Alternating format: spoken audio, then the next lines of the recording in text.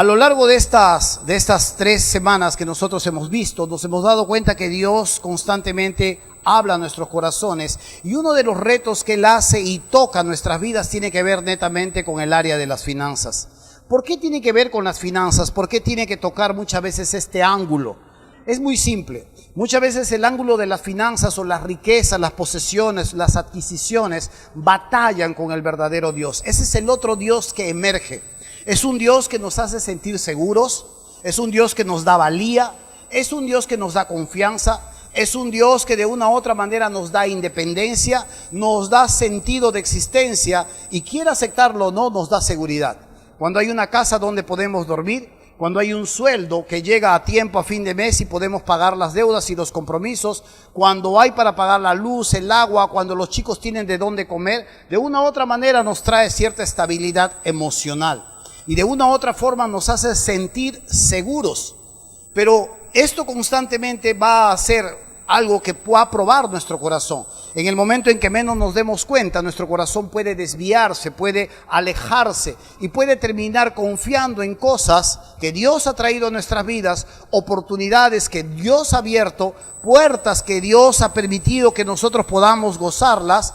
Y estas bendiciones que Dios ha traído a nuestras vidas pueden terminar siendo el enfoque o pueden terminar siendo el nuevo ídolo en nuestro corazón.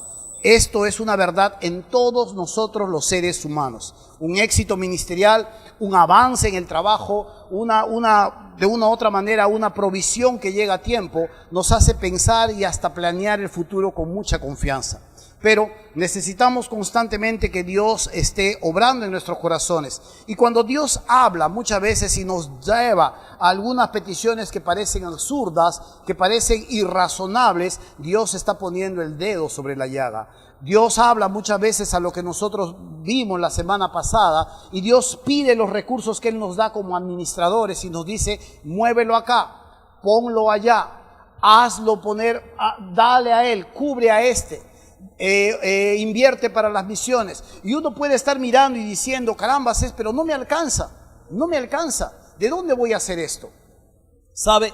La semana que ha pasado tuvimos esta enseñanza y Dios probó mi corazón. Me tomó un examen el día lunes o martes, si es que no me equivoco, en cuanto a lo que habíamos estudiado. Me voy a la farmacia, voy a comprar unas pastillas y unos jarabes y estoy entrando a la farmacia y veo a una anciana así de lejos que está hablando con un policía y de pronto la anciana conversa con él. Llego hasta casi la anciana y escucho que el policía le dice: no, mamita, de verdad, no puedo, mamita.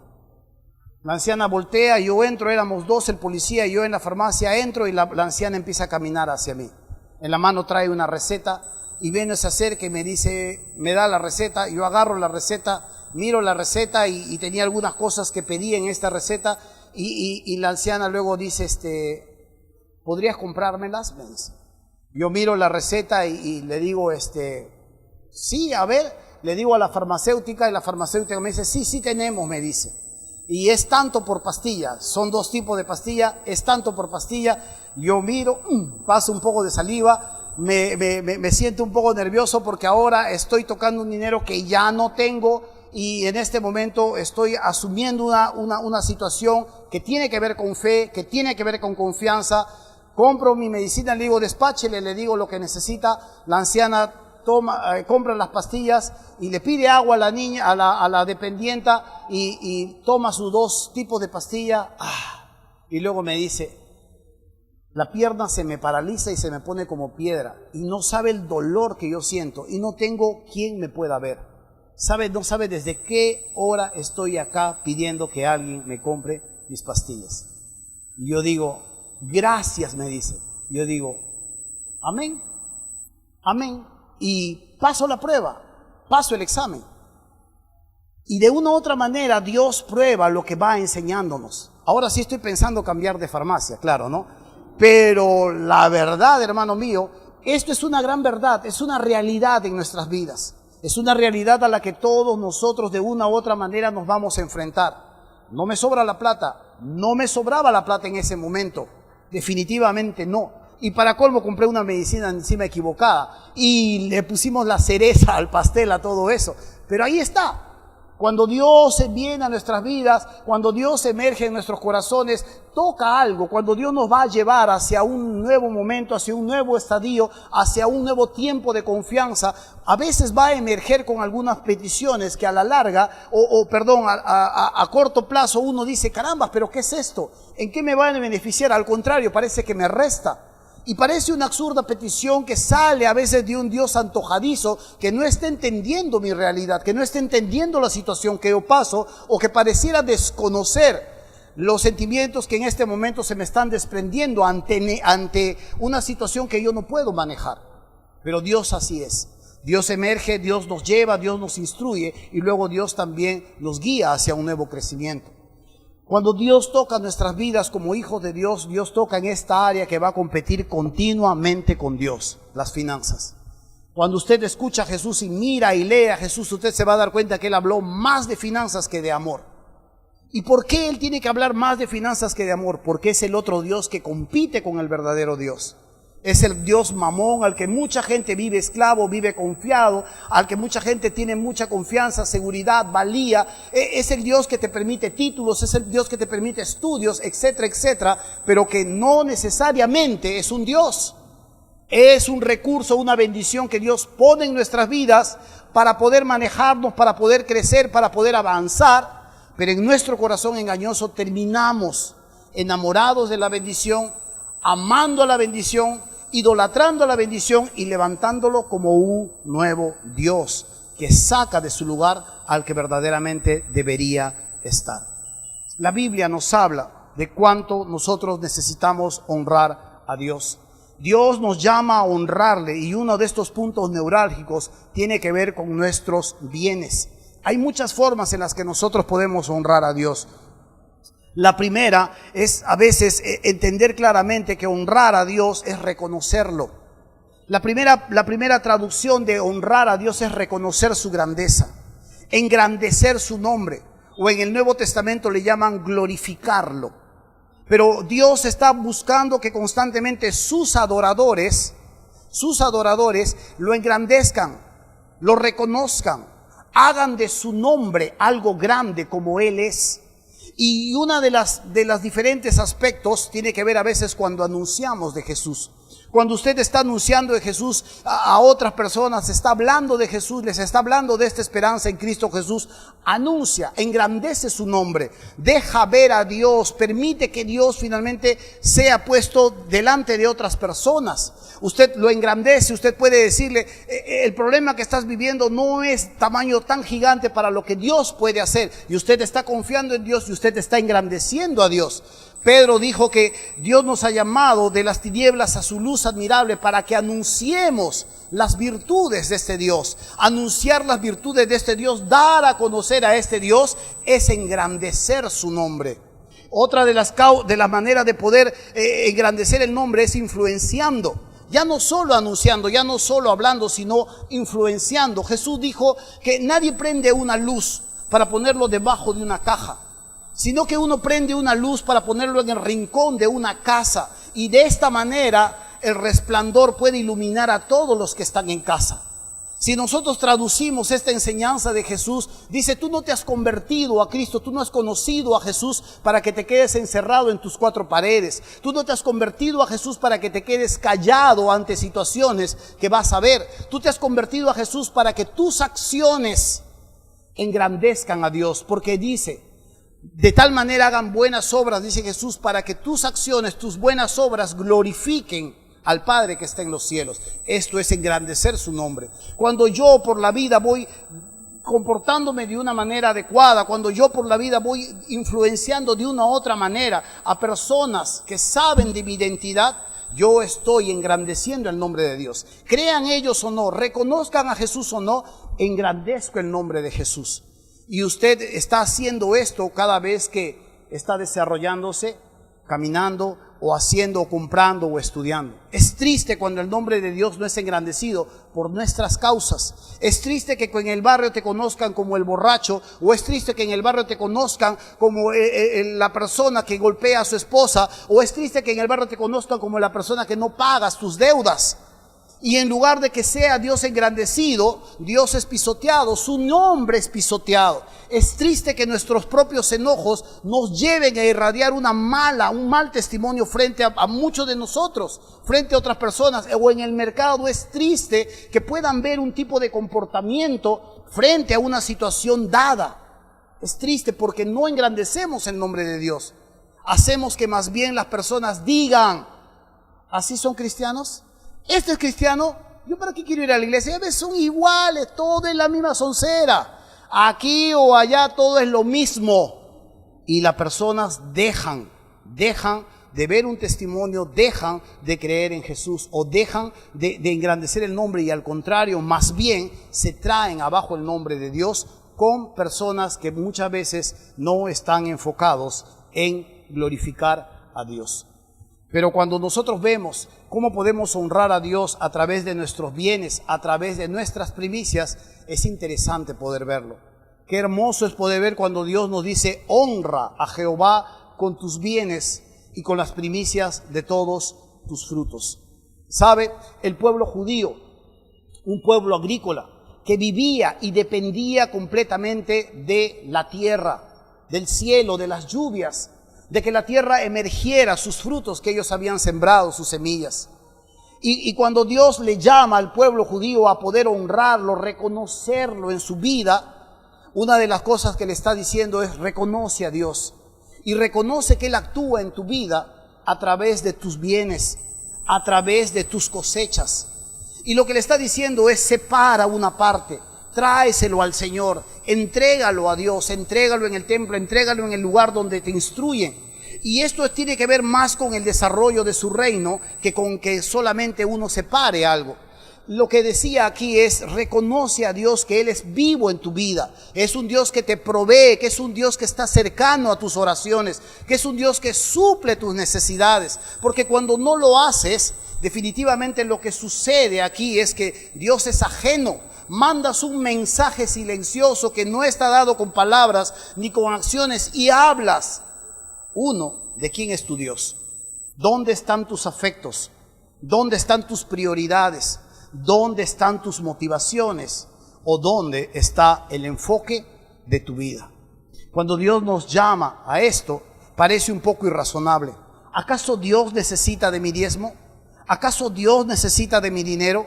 ¿Acaso Dios, no dicen que Dios es un Dios que tiene el oro? No dicen que Dios tiene la plata. No dice que este Dios maneja todos los recursos. ¿Por qué pide? Y la verdad es muy simple. Dios quiere ser real en nuestras vidas. Y una de las cosas muy claras en cuanto a esta realidad es que a su vez también esto trae consecuencias. Si usted se fija en el versículo 10, dice: y serán llenos, propósito, tus graneros con abundancia y tus lagares rebosarán de mosto.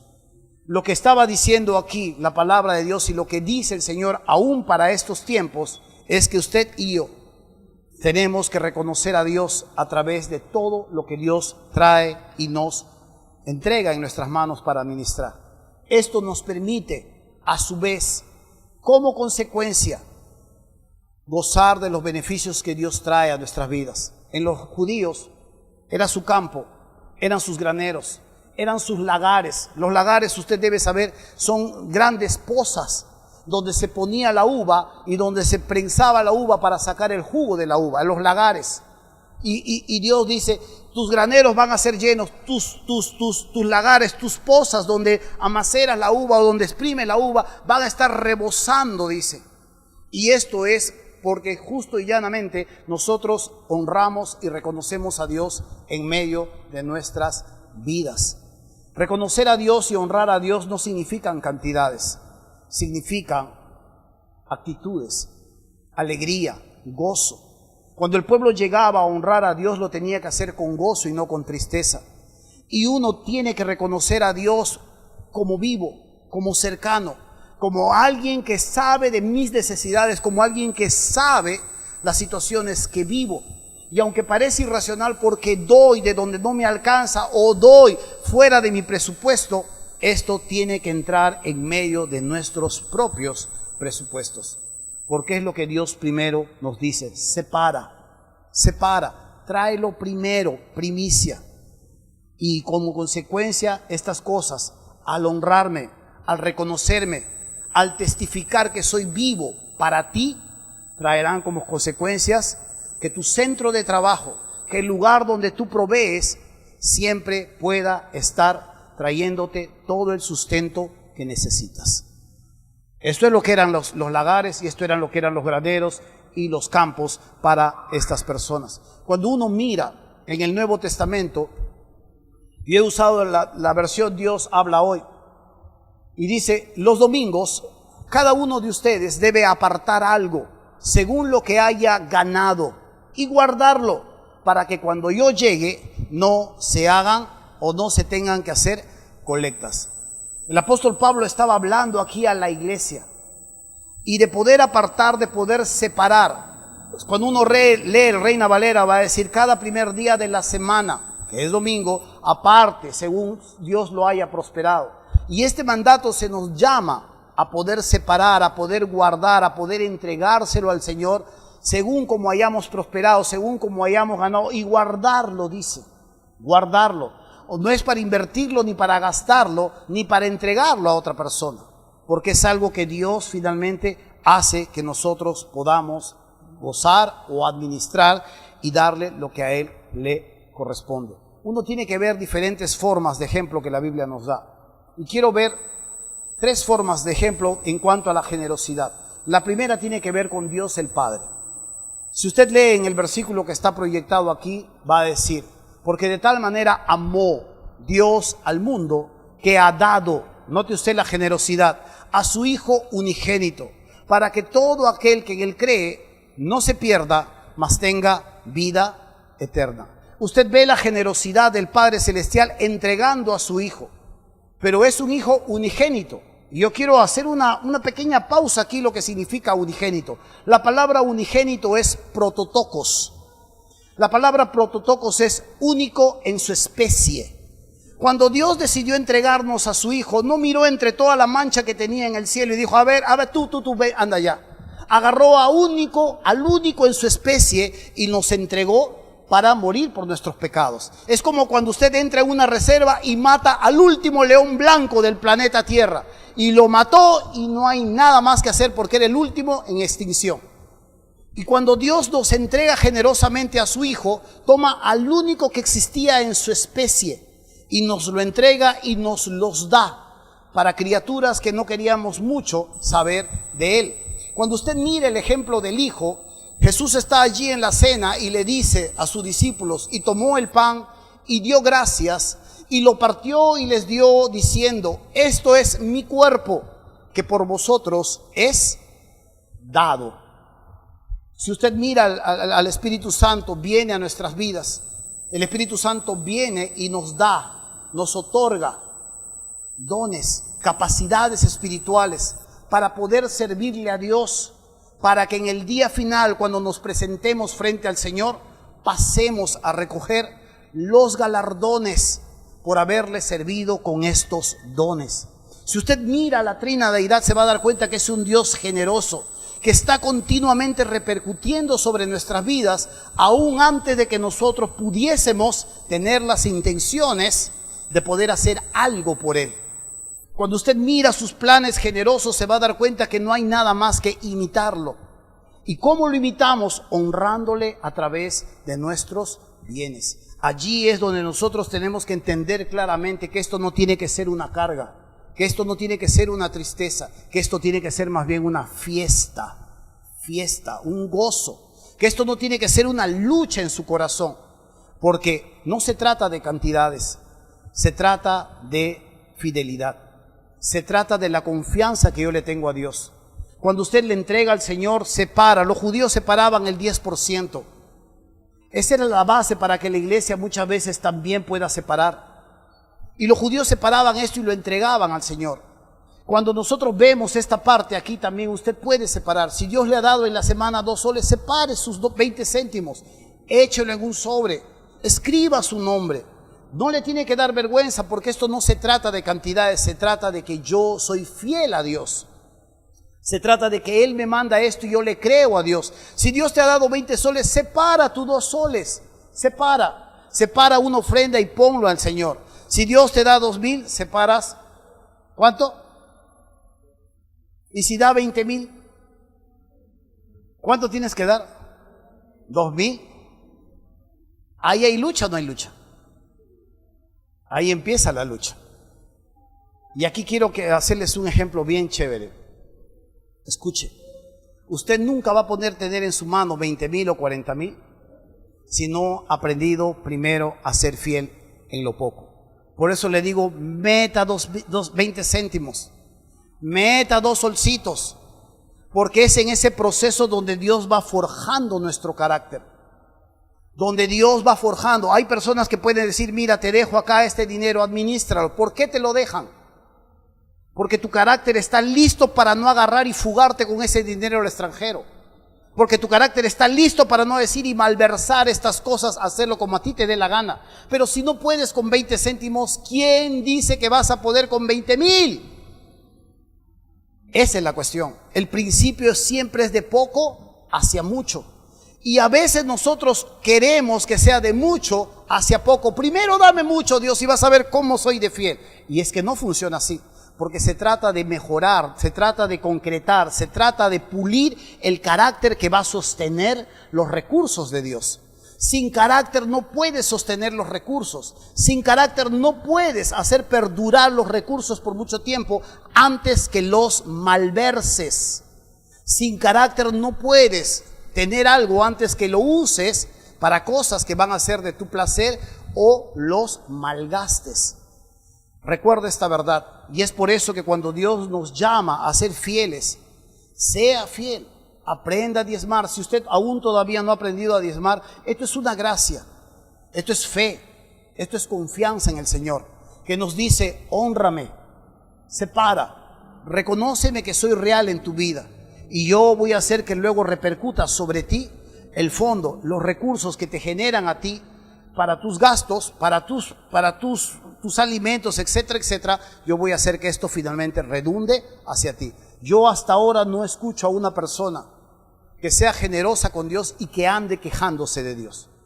Yo al contrario puedo mirar a personas que son generosos con Dios y van creciendo, van avanzando, van avanzando, van avanzando y siempre están avanzando.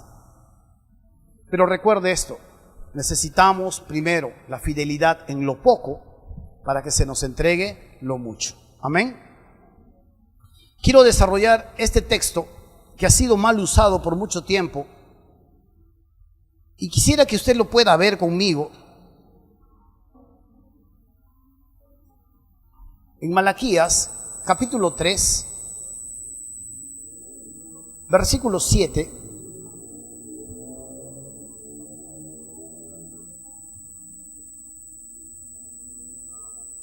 Malaquías capítulo 3, versículo 7.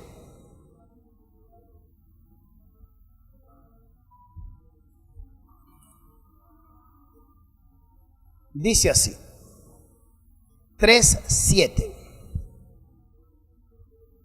¿Llegamos? ¿Sí?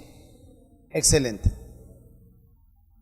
Desde los días de vuestros padres os habéis apartado de mis leyes y no las guardasteis. Volveos a mí, y yo me volveré a vosotros, ha dicho Jehová de los ejércitos. Mas dijisteis, ¿en qué hemos de volvernos? Voy a volver a repetir este versículo. Desde los días de vuestros padres os habéis apartado de mis leyes, y no las guardasteis. Volveos a mí, y yo me volveré a vosotros, ha dicho Jehová de los ejércitos. Mas dijisteis, ¿en qué hemos de volvernos? ¿Sabe? Quiero hacer, antes de que continuemos con este texto, quiero hacer algunas aclaraciones en medio de esta enseñanza. La primera aclaración es que este texto no es para nosotros. Segunda aclaración, no somos judíos. Este texto va directamente hacia los judíos. Tercero, que la relación que los judíos tenían con Dios era un pacto condicional. Dios le decía a los judíos, si tú cumplieres esto, esto, esto y esto, yo te bendigo. Pero si tú no cumplieres esto, esto, esto y esto, yo te maldigo. Amén, amén, dijeron los judíos. Vamos adelante, un pacto condicional.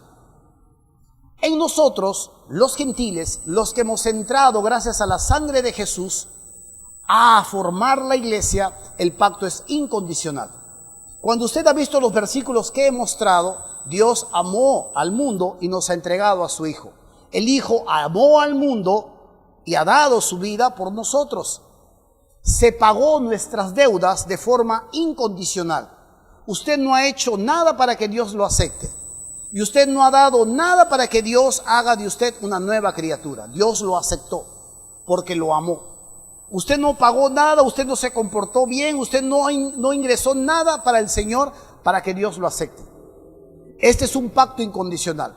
Pero lo que sí podemos aprender de este texto son los principios espirituales que rigen aún en el Nuevo Testamento.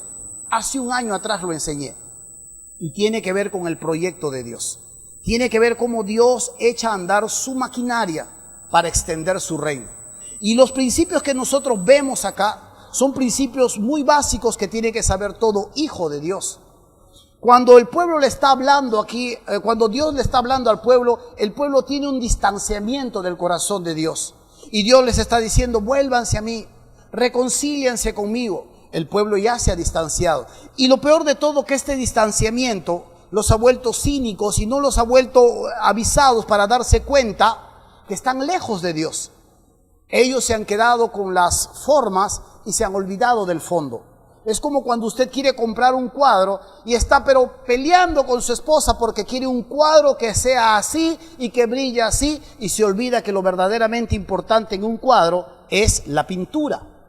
El pueblo de Israel se había olvidado del fondo y se había enmarcado, se había enfocado en el cuadro.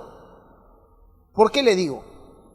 Cuando ellos tenían que ofrendar y diezmar, usted sabe que ellos separaban el 10% de todo lo que Dios les daba. Entonces, cuando ellos tenían que ofrecer sus corderitos, iban hacia su corral y miraban de sus 10 corderitos que Dios los había bendecido y elegían entre los corderitos. Y como no encontraban a veces el peor corderito, miraban entre el corderito cojo, magullado o tuerto, y lo sacaban y iban hacia el templo y lo entregaban a Jehová. Dios, en otro profeta paralelo a esta realidad que está viviendo Israel, les dice, a ver, ofrécelo a tu jefe, a ver, ofréceselo a tu príncipe, si es que no te lo va a reprender en la cara. Ellos se habían olvidado del fondo, de la relación, de que esto era un acto de adoración, de agradecimiento, de conexión con el Dios verdadero, y se habían enfocado en las formas. Muy bien, agarro mi cordero, no importa si está cojo o está magullado, toma Dios, listo, cuentas pagadas, no me vayas a maldecir, por favor, ya está dado, nada de maldiciones, que me vaya bien, y estoy esperando lluvia a tiempo. ¡Pum! Se habían olvidado del fondo y se habían enfocado en las formas. Y esto puede llegar a suceder cuando hay un distanciamiento en el corazón del ser humano. Nos acostumbramos y terminamos muchas veces hasta desviados sin darnos cuenta que si no fuese por la gracia de Dios, seguimos desviándonos y desviándonos si es que Dios no viene a tiempo y nos habla claro.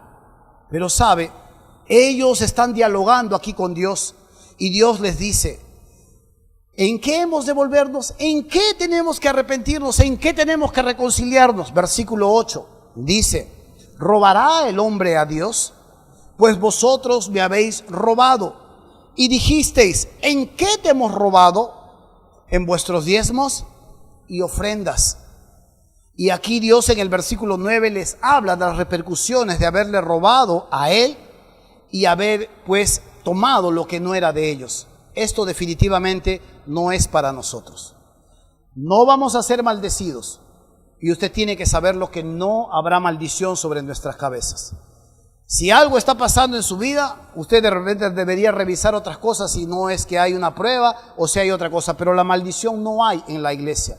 Cristo Jesús rompió todo tipo de maldición. No hay maldición para nosotros. Lo que sí puede haber en medio de nuestras vidas cuando no honramos a Dios es que justamente empezamos a truncar lo que Dios tiene para darnos. Esperamos que el caño chorree y solamente lo abrimos un montón y solamente está goteando.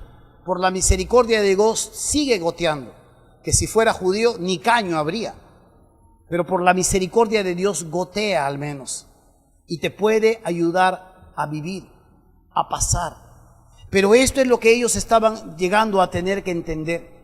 Habían sequía, habían frutos que no estaban saliendo, las plantas estaban estériles y lo poco que salía se lo estaban comiendo los animales, y esto era una desgracia para ellos y se estaban preguntando qué está pasando. Y Dios les da la esperanza y les dice en el versículo 10, traed todos los diezmos al alfolí y haya alimento en mi casa, y probadme, dice, ahora en esto.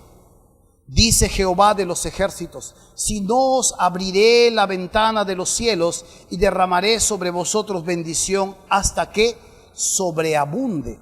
Note usted, versículo 11, reprenderé también por vosotros al devorador, y no os destruirá el fruto de la tierra, ni vuestra vida en el campo será estéril, dice Jehová de los ejércitos. Y todas las naciones os dirán bienaventurados, porque seréis tierra deseable, dice Jehová de los ejércitos. ¿Sabe? Aquí hay algunas verdades que necesitamos saber. Aquí viene lo irracional del caso. Lo irracional de todo esto es que Dios dice aquí en el versículo 10, trae los diezmos, acércalos, que la maquinaria del reino siga caminando. Los sacerdotes estaban dejando sus puestos, estaban dejando de ofrecer sacrificios y estaban dejando el templo y se estaban yendo a buscar recursos por otros lugares, porque había que alimentar a la familia. Y Dios dice, trae los diezmos al sacerdote y que haya alimento en mi casa. Y empieza ahora a probarme.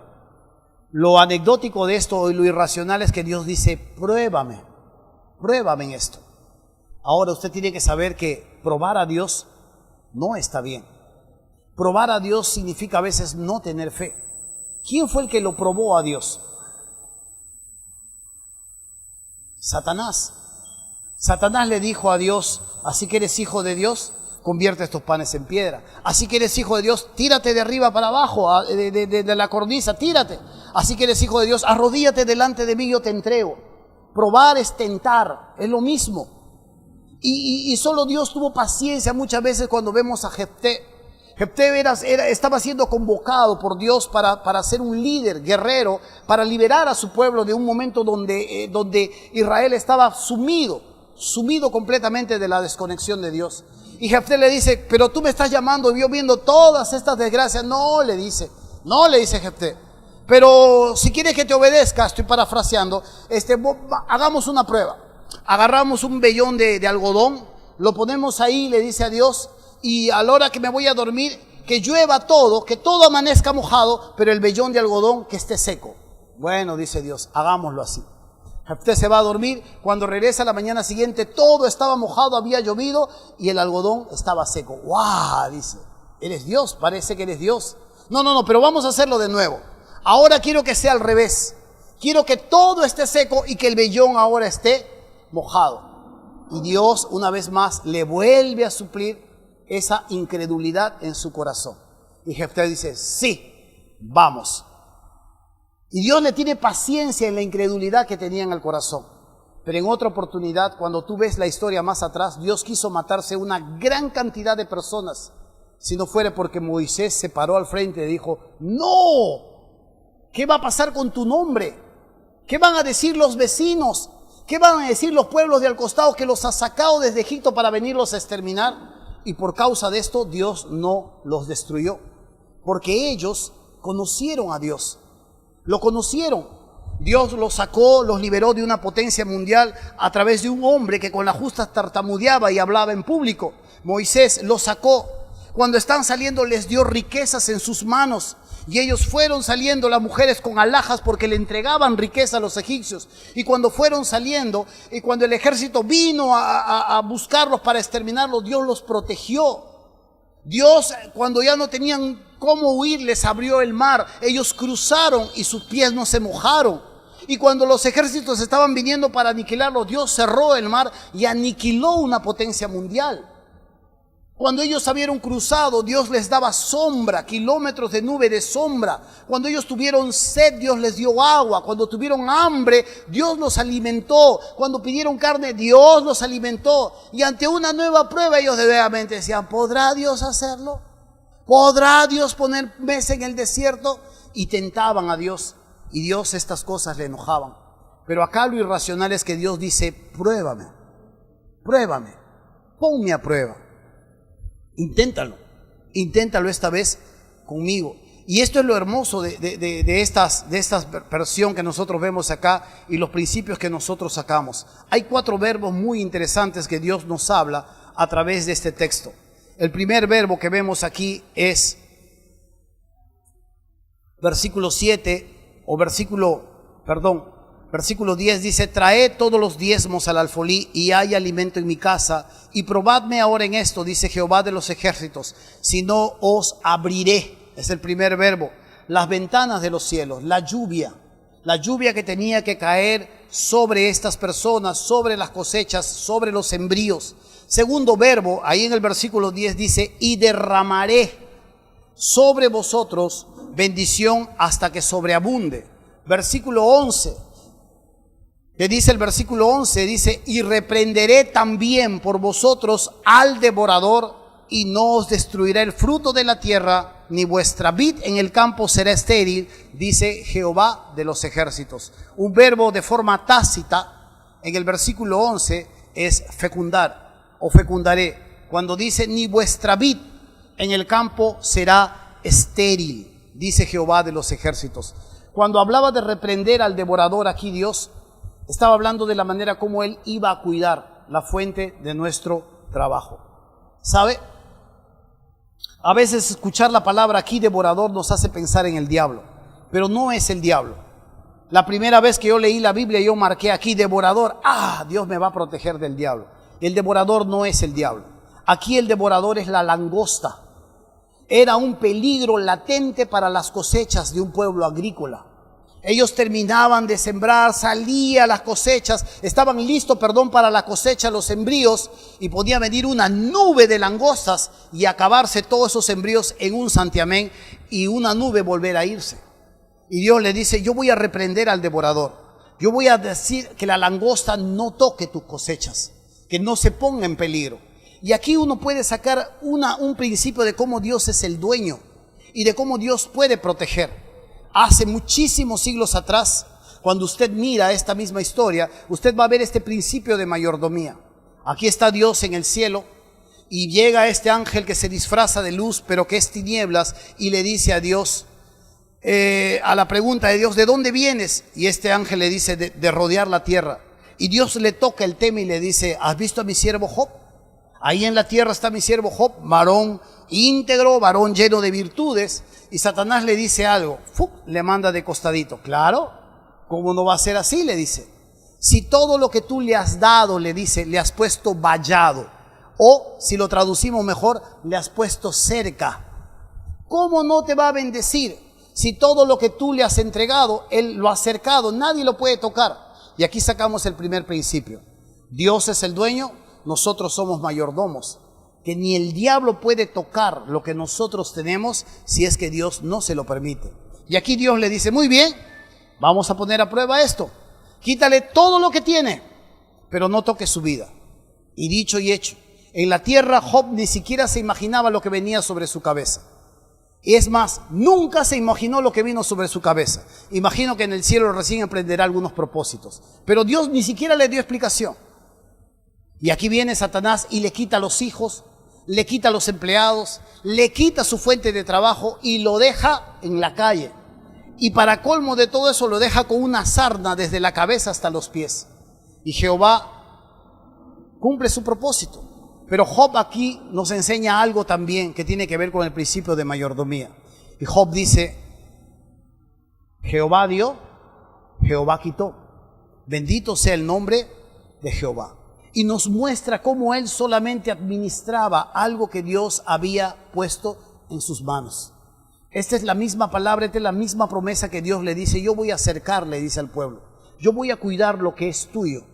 Yo voy a cuidar para que estas cosas no se dañen, que te produzcan lo necesario. Pero primero tienes que intentarlo conmigo. Y aquí está. Porque es a veces irracional que Dios diga, separa un porcentaje, separa un 10%, separa lo que me corresponde, porque esto me honra. Esto habla de que soy cercano a ti, pero no lo hagas con tristeza, no lo hagas por necesidad. Hazlo con gozo, hazlo con gozo. Y cuando nosotros hacemos esto, damos a conocer que Dios es un Dios cercano, es un Dios muy cercano a su pueblo y que puede no solo abrir, sino derramar, cuidar y aún hacer que nuestra fuente de recursos sea constantemente fecundada. ¿Sabe? Pero tiene que cuidarse de algo muy interesante, las motivaciones incorrectas. Porque hay motivaciones incorrectas. Hay personas que le separan a Dios y le diezman a Dios para que Dios no los maldiga. Mentira, Dios no lo va a maldecir. Si esa es su motivación, no diezme a Dios, Dios no lo va a maldecir. No lo va a maldecir. Esa es una motivación incorrecta. Si quiere diezmarle a Dios, si quiere ofrendarle a Dios, separe con gozo, por celebrar, por gozar, por dar testimonio de que Dios es cercano a usted. Otra de las motivaciones incorrectas tiene que ver a veces con lo que enseñan estas personas que están a veces en televisión. Da tu diezmo, siembra 100% para que coseches al 1000%, dice. Estás cansado de tu Volkswagen rojo, muy bien, ahora vas a tener tu 4x4. Y aquí viene el corazón avaricioso. A ver, ya no quiero Volkswagen rojo, ahora quiero una 4x4. Siembra y no recibe ni burro, porque la motivación es incorrecta, es avaricia. Y Dios no bendice sobre avaricia, porque es el otro Dios. Está enfocado en el otro Dios, no está adorando realmente. Si usted va a acercarse a Dios, no es para que Dios le arregle su economía. Si usted va a acercarse a Dios y va a separar y va a entregar al Señor, es porque está conectado con Él.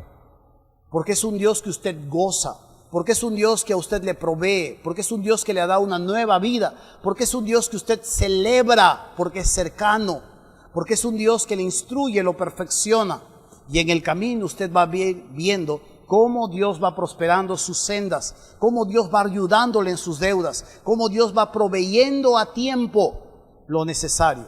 Yo conozco muchos testimonios de personas de cómo Dios obra en sus vidas. No conozco ningún testimonio de una persona que haya sido generoso con Dios y que Dios lo haya hecho hambrear. Al contrario, las personas que pasan esto siempre están luchando en su corazón para no tratar de adorar a Dios a través de esta área de su vida. Pero no es así en nosotros. ¿Se imagina una iglesia así? ¿Se imagina una iglesia que le celebra al Señor? ¿Se imagina una iglesia que entiende que dar para el Señor es un enorme privilegio? ¿Se imagina una iglesia que empieza a diezmar y a ofrendar porque piensa que el reino de los cielos no puede detenerse? Que hay muchas personas más que necesitan ser anunciadas, que necesitan ser alcanzadas, que necesitan ser discipuladas. Una iglesia así es una iglesia victoriosa. Una iglesia que no está enfocada solamente en lo terrenal, sino una iglesia que está enfocada, solucionando sus problemas terrenales, pero pensando que en la eternidad venidera se va a encontrar con muchos amigos que van a llegar a la eternidad por las inversiones claras que hacen a este Dios que nos llama a adorarle, a honrarle, a engrandecer su nombre a través de nuestros bienes. Amén. Que Dios le acompañe, porque de verdad esto es una gracia. Que Dios le permite entender y Dios le permita la oportunidad. Clase dada, examen tomado. Vamos a orar un momento y vamos a ponernos de pie.